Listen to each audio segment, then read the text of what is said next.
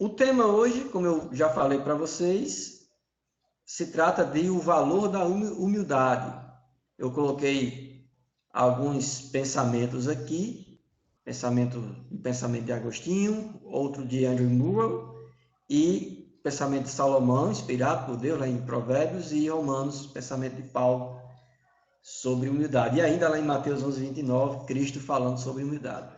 Agostinho dizia o seguinte: da mesma forma como o orgulho foi o princípio do pecado, a humildade deve ser o princípio da disciplina cristã, né? Porque nós entendemos que o pecado que fez com que o diabo se voltasse contra Deus foi o pecado do orgulho, né? Foi cobiçar a glória de Deus. Então, da mesma forma como o orgulho foi o princípio do pecado, por outro lado, a humildade deve ser o princípio da disciplina cristã. Então, se eu quero ter uma vida santa, uma vida que agrada a Deus, eu tenho que começar reconhecendo quem eu sou, né, o pecador que eu sou, para que Deus derrame graça, para que Deus me dê a sabedoria, porque a sabedoria mora com gente humilde. Andrew Moore diz assim: humildade é aquela virtude que, quando você percebe que a tem, já a perdeu. Eu até gosto de brincar, né, com essa ideia. Eu digo assim, quando alguém diz assim, eu sou uma pessoa muito humilde, aí eu digo, pronto, já deixou de ser. Quando alguém se afirma uma pessoa humilde, essa pessoa já deixou de ser humilde. Porque humildade é aquela virtude que, quando você percebe que a tem, já perdeu. Então, são as outras pessoas que têm que dizer se somos humildes ou não, que nunca sai dos nossos lábios. Eu sou humilde, já deixa de ser.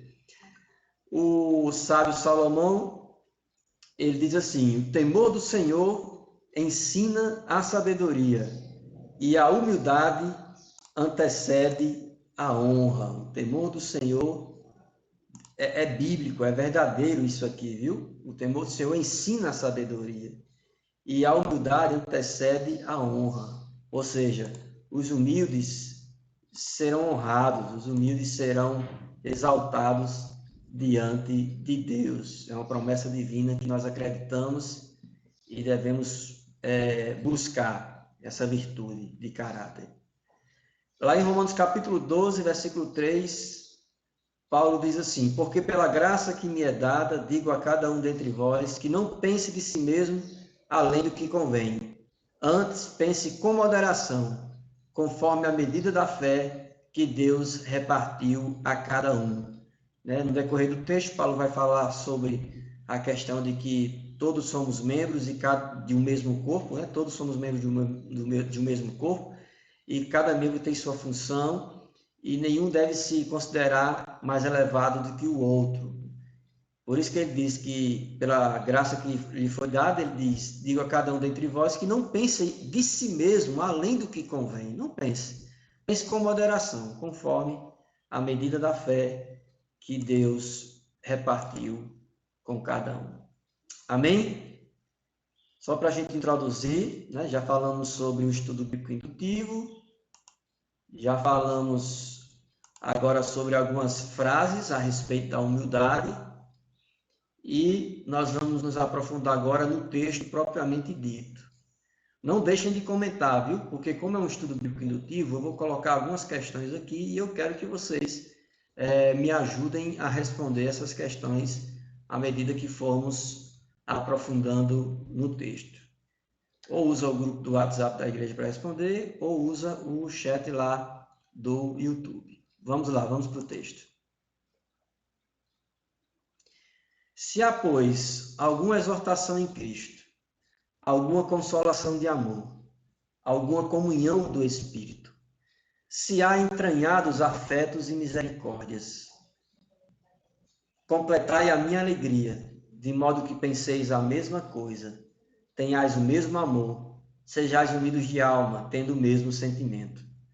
Nada façais por partidarismo ou vanglória, mas por humildade, considerando cada um os outros superiores a si mesmo.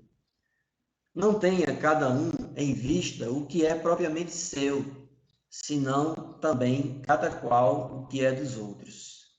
Tende em vós o mesmo sentimento que houve em Cristo Jesus.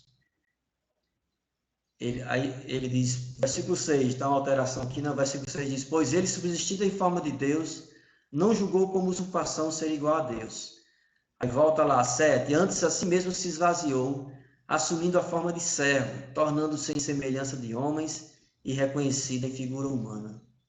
A si mesmo se humilhou, tornando-se obediente até a morte e morte de cruz, pelo que também Cristo exaltou sobremaneira e lhe deu o nome que está acima de todo nome, para que ao nome de Jesus se dobre todo o joelho, nos céus, na terra e debaixo da terra, e toda língua confesse que Jesus Cristo é Senhor, para a glória de Deus Pai.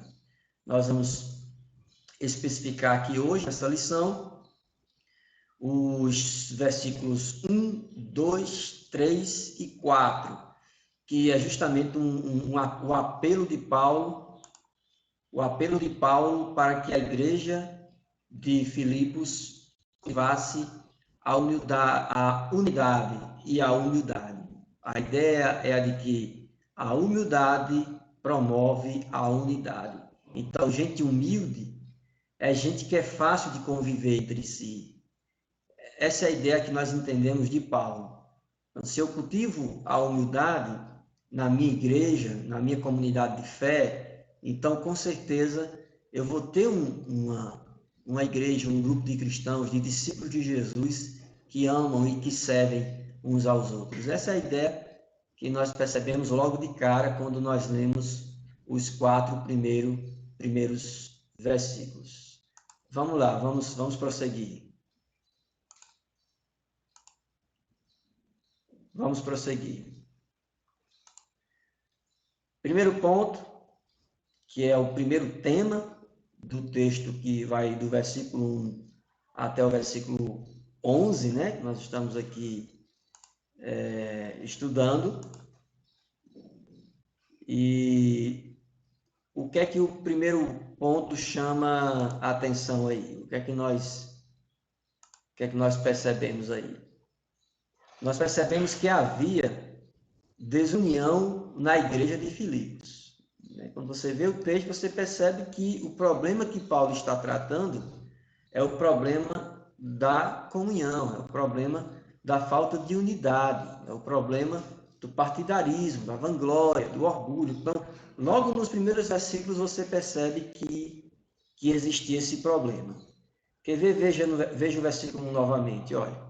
Se há, pois, alguma exortação em Cristo, alguma consolação de amor, alguma comunhão do Espírito, se há entranhados afetos e misericórdias. Então, Paulo fala de amor, Paulo fala de comunhão do Espírito, Paulo fala de uma expressão muito forte, entranhados afetos. As entranhas era o lugar onde os judeus, em sua cultura, explicavam que habitavam os sentimentos, as emoções, estavam nas entranhas. É esquisito isso, né? Dizer assim, que as tripas, né? Porque as entranhas são as tripas, como diz aqui no nosso sertão. É ali que guarda as emoções, né? E a ideia é que quando você fica nervoso, né? Seu estômago logo embrulha. Nós dizemos que o nosso estômago embrulha quando estamos sentindo alguma tensão, ansiedade, nervosismo. E a ideia que Paulo quer passar com essa expressão é essa, né? Aqueles afetos de dentro, aqueles afetos ali que são fortes entre si, entre as pessoas que desfrutam deles. Entranhados afetos e misericórdias. Misericórdias é uma palavra que eu gosto muito, misericórdia, que é misericórdias, ou seja, é quando o seu coração sente a miséria do outro. Cordes, né, de cardiologista, por exemplo, né, vem de corde, de coração. Então, misericórdia é sentir a dor do outro, né, no coração, que o coração sinta a miséria do outro. Então, entendam aqui, meus irmãos, esse era o problema que Paulo estava tratando, né? Os problemas, um problema relacionado à desunião na igreja de Filipos. Então, quais as causas da desunião na igreja de Filipos? Volta para o texto lá. Veja o versículo 3, veja o versículo 4, que vocês vão perceber quais eram os problemas da da desavença, da falta de vínculo que existia naquela comunidade. Existia o quê? Partidarismo, vanglória. Existiam pessoas que se consideravam superiores às outras.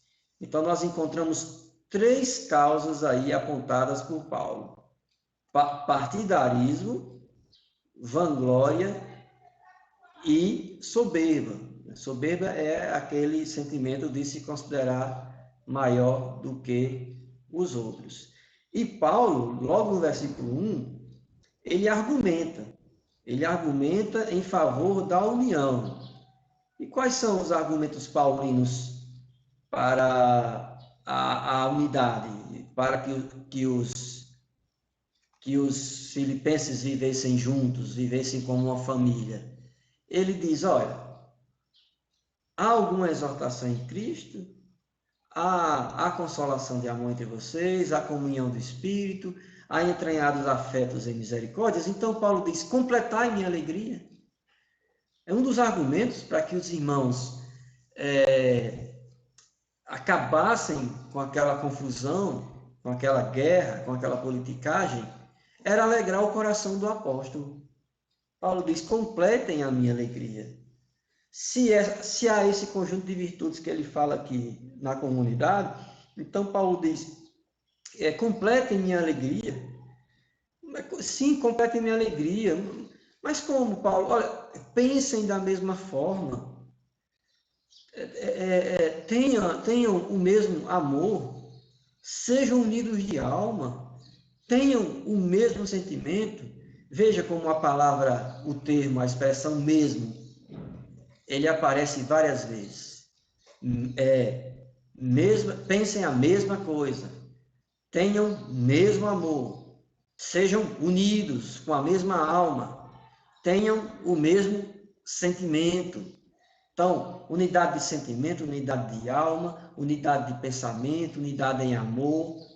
Paulo argumenta, apela àqueles irmãos que realmente olhassem na mesma direção, na direção do alto, na direção de Deus. Porque quando a gente olha, quando todos estão olhando para a vontade de Deus, buscando fazer a vontade de Deus, então, meus irmãos, com certeza essa igreja vai ser uma igreja comunitária, né? Então, Paulo aponta, sabe, para essa exortação.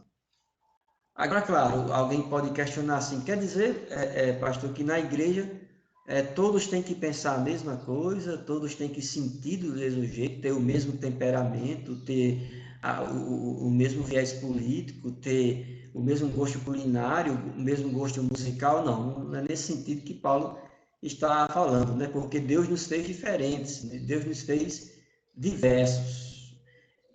Paulo está falando a respeito da convivência na igreja.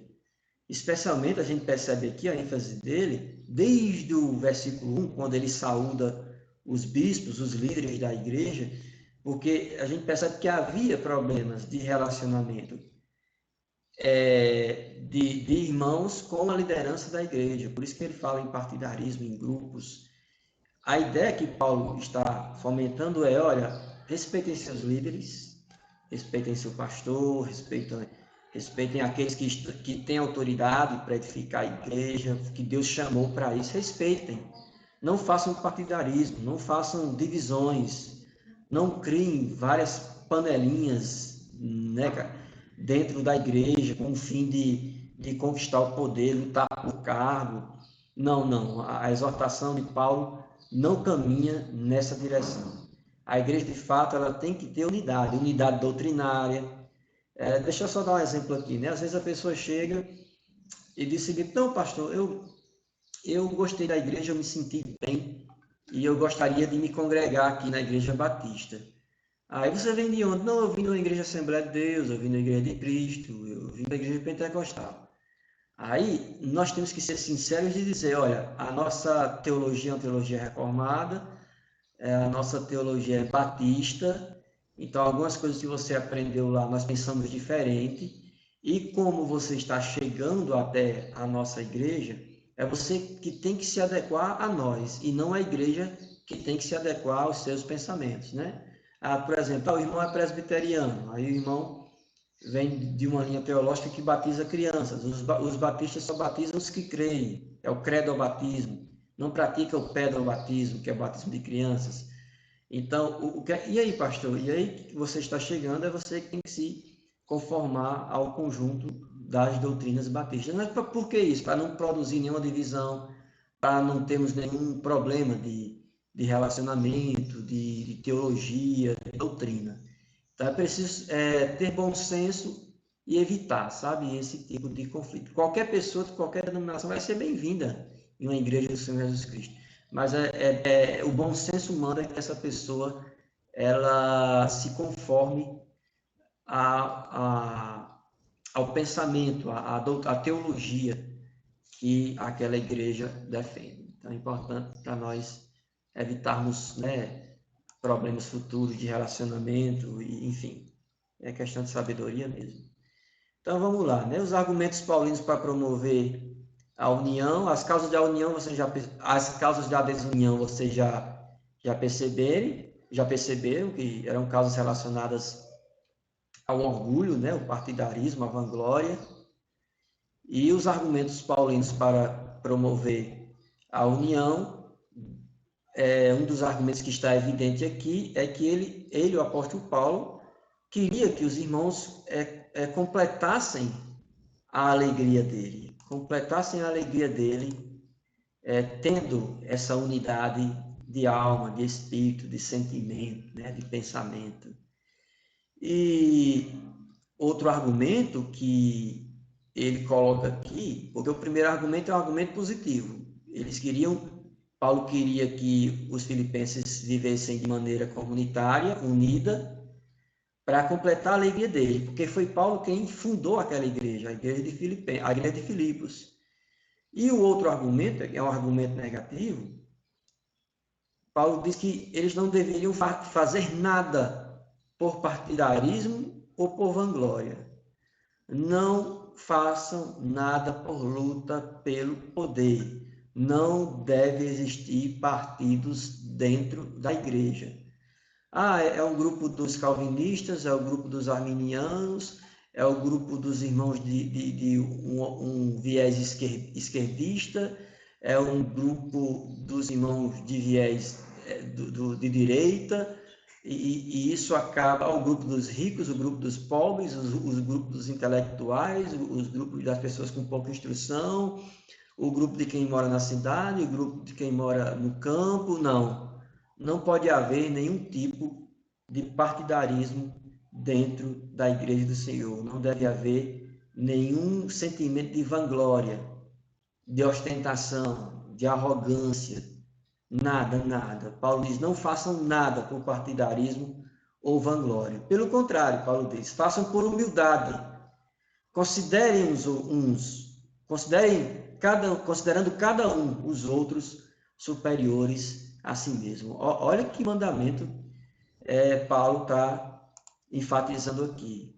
Considerar a outra pessoa superior a si mesmo, considerando cada um os outros superiores a si mesmo. Ou seja, se coloque como um servo de seu irmão.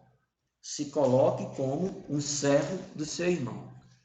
Então, Paulo está remediando, tá? Paulo está dizendo a solução para vencer esse partidarismo, essa desunidade, essa falta de comunhão entre os irmãos. Então, Paulo apresenta aí dois argumentos, né? O primeiro argumento, Paulo diz, olha, alegrem o meu coração, é o primeiro argumento que Paulo usa. Alegrem o meu coração, completem a minha alegria. Mas como, Paulo? Amem uns aos outros, vivam, tenham o mesmo pensamento, o mesmo sentimento, a mesma alma, sejam unidos. E o que mais, Paulo? Qual outra razão o Senhor nos dá para que a gente viva em comunidade, em comunhão? Paulo vai dizer, olha, não faça nada por partidarismo, por vanglória. Considerem os outros superiores a si mesmo. Amem-se. Façam como Jesus fez, se coloquem como servos. Lembre daquela lição que Jesus deu aos apóstolos, aquela lição que inclusive está aqui logo na capa, vou até voltar um pouquinho para mostrar para vocês, essa lição aqui, a lição do lava-pé. Lembrem da lição de Jesus, veja o que Jesus fez, quando ele, sendo mestre e senhor, tirou ali a sua túnica, pegou ali uma bacia com água, uma toalha, foi lavando os pés sujos, igual aparece nessa imagem aí, né? Um pé encardido aí sujo, de poeira. Imagina caminhar naquela época, né? Onde as ruas, raríssimas ruas, eram calçadas, né? Somente as estradas romanas. Então, o povo vivia com o pé no chão, sandália de couro, então, com certeza, um clima desértico, né? Quente, com muita poeira durante o dia. E lavar os pés era um serviço de escravos. E o próprio Cristo, ele se fez servo, ele sendo o Senhor, sendo Deus Todo-Poderoso, lavou os pés de cada discípulo dele. Então, nós devemos seguir esse modelo de Cristo Jesus. Amém, meus irmãos? Vamos lá, vamos prosseguir para esse segundo passo. Que, na verdade, eu já estou aqui, né? Eu estou trabalhando aqui a observação, mas na observação já fiz algumas interpretações e algumas aplicações. A interpretação, o passo da interpretação faz a seguinte questão: qual o significado de partidarismo ou vanglória? O que significa essa palavra, partidarismo ou vanglória? Eu vou ver se eu consigo mostrar aqui para vocês o significado de partidarismo ou vanglória num aplicativo, num programa que eu tenho aqui da Bíblia, que é a Bíblia Word. Ver se eu consigo mostrar para vocês aqui. Vamos lá. Pronto, deixa eu só afastar um pouquinho aqui para vocês verem o significado dessa palavra aqui. Partidarismo ou vanglória. Vocês conseguem ver aí? Deixa eu ver aqui. Melhorar aqui para ver se vocês conseguem ver. Consigam visualizar. Agora sim. Está em inglês aí, né? Mas dá para visualizar. Nessa lateral aqui, onde eu estou passando o mouse aqui, está aqui. Não sei se vocês conseguem ver o mouse. Mas tem aqui, né? O partidarismo, eritéia, intriga, facção, contenda. Então, a ideia de partidarismo tem a ver com luta pelo poder. Luta por poder é a noção que se traz de partidarismo. Luta por poder. É que o seu time ganhe, que o seu partido ganhe. E, como eu disse, Paulo não queria que a igreja do Senhor vivesse com partidos dentro, lutando por cargos ou funções. Não, de maneira nenhuma. Paulo condenou essa reação dos irmãos, essa atitude dos irmãos, essa luta entre si, porque todos perdem, né? Quando há isso, quando há esse tipo de sentimento, todos perdem. Todos perdem, ninguém ganha. Quando há luta por poder, um quer tirar o outro do cargo porque quer privilégios e quer... Não, todos perdem. Quando isso acontece, todos perdem. Todos. Irmãos concordam comigo? Amém? Vamos lá, vamos voltar para o nosso estudo. Então, partidarismo, né? Luta por poder, por determinados grupos. Vanglória é uma autoexaltação inútil. Isso significa vanglória, uma glória vã. Por exemplo, você buscar o elogio dos homens, viver em função do elogio dos homens, é uma vanglória. É vanglória, meus irmãos. Viver em função do elogio dos homens é vanglória. A gente pode dizer assim, olha, é uma perda de tempo. É uma perda de tempo. Você viver em função das palavras, às vezes até falsas, né? Porque quando você tem essa postura de buscar a fama, de buscar a atenção, o reconhecimento de outras pessoas, então a tendência é que as pessoas deem o que você quer. Mas deem o que você quer não porque amam você, mas porque estão interessados no que você tem, no que você pode dar a elas. Então nós temos que tomar muito cuidado quando nós ouvimos elogios e reconhecimento dos homens. O bom é a gente fazer para que Deus veja. Amém? Muito bem. Fiquem à vontade para fazer comentários aqui. Vou só dar uma olhada aqui, ver se vocês... Até agora nenhum comentário, né? Mas fiquem à vontade para fazer os comentários no grupo da igreja ou lá no chat do YouTube. Vamos lá, vamos prosseguir.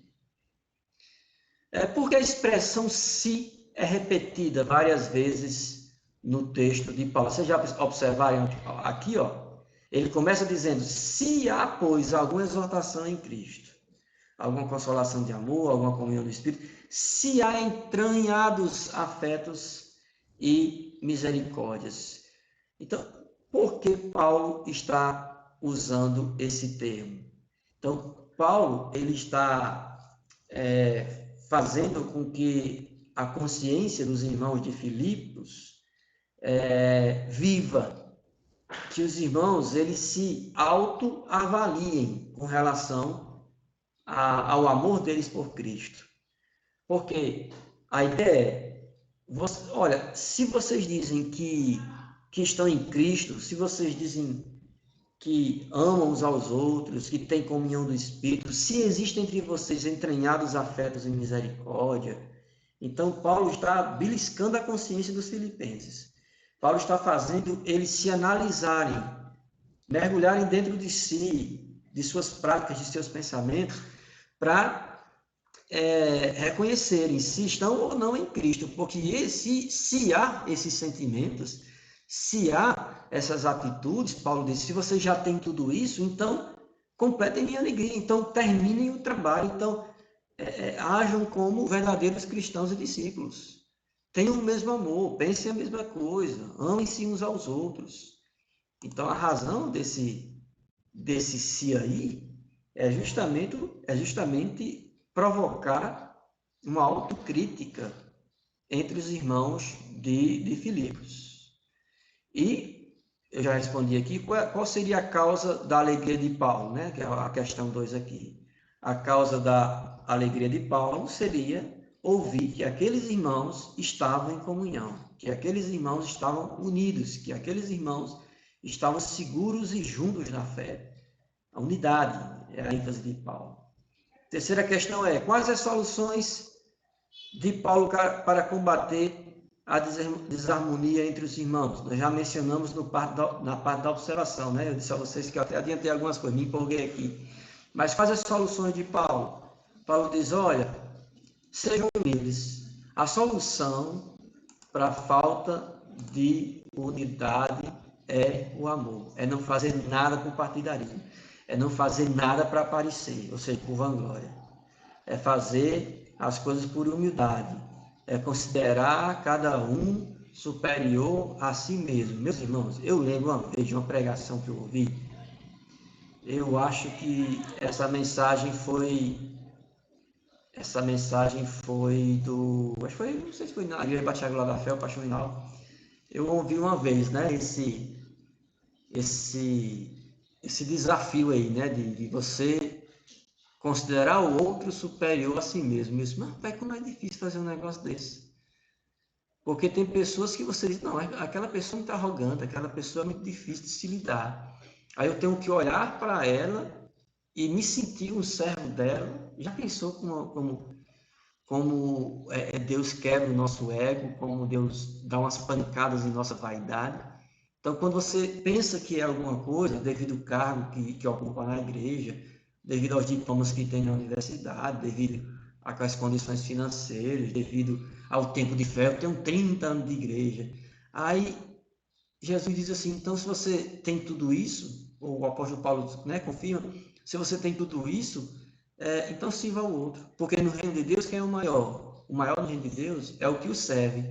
Então, quanto mais alguém se coloca à disposição do outro, para servir o outro, maior essa pessoa se torna aos olhos de Deus. Então, nós temos que fazer essa pergunta. Nós queremos nos tornar louváveis diante dos homens ou diante de Deus? Como eu já disse, né? Se nós cobiçarmos a glória humana, saiba que a glória humana passa, os homens são interesseiros, e mais cedo ou mais tarde, quando você não dá o que os homens esperam que você dê, essas pessoas que o idolatravam odiarão você. Então, tomem muito cuidado quando forem tentados pela glória, pelo aplauso dos homens. Tá certo? Amém? Vamos lá para a gente adiantar. Como as divisões afetam uma igreja?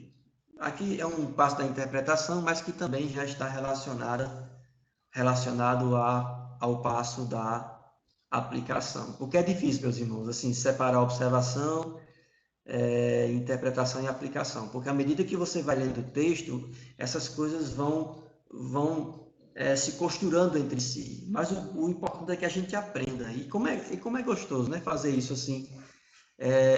Ler as escrituras e a própria escritura já vai falando com você, já vai apontando como você deve viver. Isso é maravilhoso. Então, como as divisões afetam uma igreja? Como, meus irmãos, as divisões afetam uma igreja? Se vocês quiserem, vocês podem responder aí e depois eu posso ler no final da aula, tá bom? Por causa desse atraso, aí a gente demora um pouquinho em responder. Mas vamos tentar pensar nessa questão, né? Como as divisões afetam a igreja. Em primeiro lugar, as divisões afetam o testemunho da igreja. As pessoas que não são crentes olham, veem a confusão que existe dentro lá daquela comunidade e pensam, olha, eu já estou cheio de problemas e vou me envolver com mais problemas de relacionamento. Eu estou atrás de uma comunidade terapêutica, ou seja, uma comunidade que me faça bem, que me traga cura, que me traga sabedoria, e não uma comunidade que faça eu ganhar uma gastrite nervosa, uma crise, né, emocional. Não, meus irmãos, as divisões elas afastam as pessoas da comunidade, sabe, de fé. Por isso que tem situações, não em todas, né, mas tem situações que é melhor sofrer o dano, como diz o apóstolo Paulo. Né? Paulo estava exortando os coríntios a sofrerem o dano. Olha, é o seguinte, não, houve uma querela ali, não vou levar para a justiça, não quero negócio de justiça. Deixa essa coisa com essa pessoa e vamos seguir com fé, que Deus está na frente, Ele é o nosso pastor, Ele é o dono da igreja, e em muitas situações é melhor sofrer o dano. Amém, meus irmãos? Então é melhor do que ser pedra de tropeço, entendeu?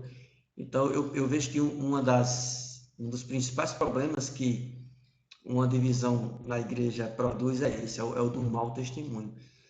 Com os de fora. Fora outro problema, que é o problema espiritual, é você desanimar muitos irmãos da fé, irmãos que estavam ali, que amam a comunidade e se sentem desanimados. Então, tem que fazer de tudo para que não haja esse tipo de problema dentro da igreja, sabe? Fazer de tudo. Infelizmente, tem situações que é impossível, mas no que couber a nós, que a gente tenha todo o esforço para cuidar do testemunho para com os de fora e também da fé dos que estão dentro. Amém? Estamos lá, estamos já. Vamos para o terceiro passo agora, da nossa lição. Aplicação. Vamos lá. Como você avalia a comunhão entre sua comunidade, entre sua igreja? Como você vê? Claro, nós, como essa escola bíblica é uma escola voltada para a Igreja Batista em Alexandria, claro, e também para outras pessoas que nos escutam e nos ouvem e nos assistem no YouTube, cada um tem que pensar a partir de sua comunidade. E um perigo aqui, né?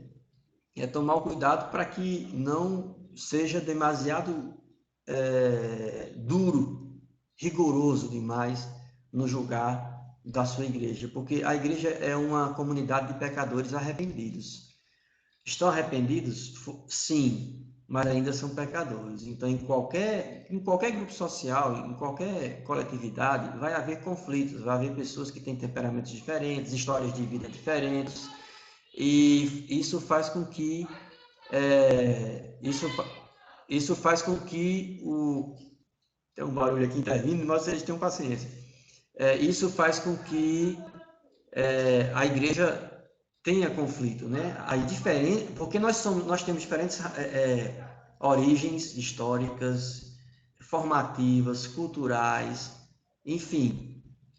Isso faz com que haja esses conflitos, esses atritos, e nós temos que ter muita sabedoria ao lidar com isso. Os irmãos entendem, né? Então, vou repetir, em qualquer comunidade, em qualquer grupo coletivo que você se relaciona, você vai ter conflitos na família. Olha, você e o namorado, os filhos, o casal, os colegas de trabalho, o empregado com o patrão, enfim, qualquer grupo social, plural, em qualquer grupo existem conflitos.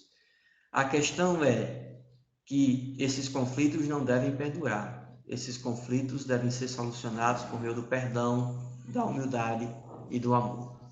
Amém, meus irmãos? Então, isso é bom quando a gente for avaliar a comunhão na nossa igreja, a gente considere isso. Outra pergunta sobre a aplicação. O que lhe dá alegria?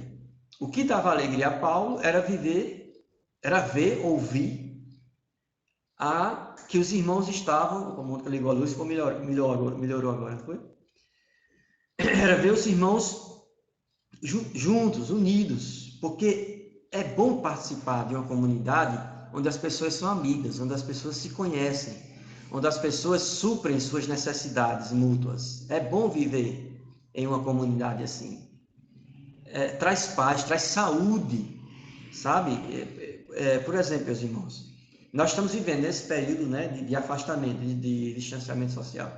E ontem nós estávamos organizando ali, né, desocupando o templo, e como foi bom ver aqueles irmãos trabalhando ali, organizando as coisas, juntos, trabalhando juntos em favor do reino, servindo, colocando-se à disposição. Isso é muito precioso, meus irmãos, não tem preço, sabe? E uma igreja que tem uma comunhão saudável, ela gera saudade às pessoas que fazem parte dela, né? Não, eu quero estar no culto, eu tenho saudade do culto de oração, da escola bíblica, do culto de celebração do domingo, então isso é maravilhoso. O que lhe dá alegria? É a pergunta para a aplicação. Aí a resposta, né? A sua resposta hoje pode expressar o que você tem buscado, o que você tem colocado sentado no trono do teu coração, né? O que dá alegria é o dinheiro, é o prazer, todas essas coisas dão alegria. Mas o que mais lhe dá alegria? Né? Para melhorar a pergunta, o que mais lhe dá alegria? Eu acho que nossa resposta deve ser servir ao Senhor, louvar a Deus, ouvir sua palavra, estar em comunhão com os irmãos, ou seja, coisas espirituais. E a terceira questão, o que significa considerar os outros superiores a nós mesmos? Eu já expliquei, né? Significa se colocar como servo do outro, se colocar à disposição do outro, se colocar como um instrumento para a felicidade de Deus na vida de outra pessoa. Então, Paulo exorta os irmãos para, ao invés de serem vaidosos, mergulhados em vanglória, ao invés de viverem em partidarismo, que os irmãos vivessem como servos uns dos outros, assim como Jesus ensinou. Esse é o grande desafio, meus irmãos. Ai, pastor, isso é muito difícil, isso é impossível de se fazer. Não, meus irmãos, em Cristo nós podemos servir uns aos outros. Amém? Vamos lá, vamos terminar. E o último passo, né? É o passo da é o passo da transmissão. Quem precisa ouvir essa mensagem? E como eu posso transmitir essa mensagem para outras pessoas, para a vida de outras pessoas? A primeira pessoa que nós devemos pensar, quem é a primeira pessoa que nós devemos pensar? Nós mesmos, né?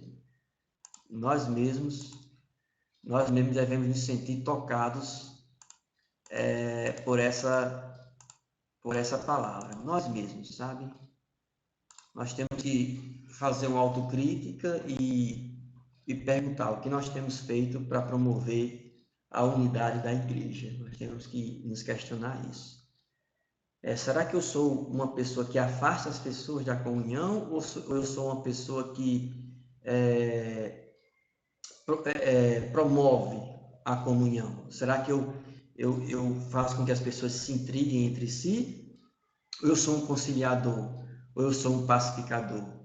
Então, são questões que nós temos que fazer a nós mesmos, porque antes de apontar o dedo para o outro, nós temos que pensar sobre nós mesmos e pedir que Deus nos dê sabedoria, pedir que Ele nos esclareça, nos ilumine, que Ele perdoe os nossos pecados, pedir também força a Deus para ir até a pessoa que nós ofendemos, ou perdoar a pessoa que nos ofendeu, se colocar realmente no lugar de servo. Não cabe, meus irmãos, não cabe na igreja do Senhor pessoas orgulhosas, prepotentes, que acham que não precisam de ninguém e não respeitam a autoridade de ninguém. Não cabe. Essa pessoa não fica na igreja. Se a pessoa não tem um espírito humilde, porque quem crê em Cristo, o próprio Cristo vai produzir esse espírito de servo, de humildade, de amor no coração da pessoa. E se essa pessoa não tem isso, ela prova de que não é uma verdadeira cristã, né? Não é um verdadeiro crente. Então nós temos que sondar nosso coração, pedir a Deus que jogue fora toda vaidade, todo orgulho, toda vanglória, todo partidarismo, todo espírito faccioso de nosso coração. Claro, se nós insistirmos, né, em nos tornar partidaristas, né, não sei se é isso, acho que é isso, e se nós insistirmos em vanglória, o próprio Deus vai pesar a mão, né? Se existe uma coisa que Deus abomina, é aquele que semeia intriga entre os irmãos. Foi o que diz o sábio Salomão lá em Provérbios. Deus abomina a pessoa que promove contenda entre os irmãos. Então, que Deus nos abençoe e que a gente busque a cada dia viver a verdade da comunhão, viver o amor servil, o amor que se coloca à disposição